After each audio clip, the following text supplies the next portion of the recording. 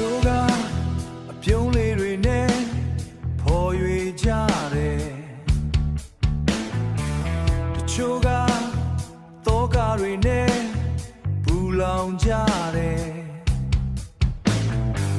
တချို့ကအတ္တတွေနဲ့အမှန်မမြင်ဘူးကွယ်ချစ်ချင်းမြတ်တာတရားအိုးဘယ်မှာပျောက်ရှာနေလား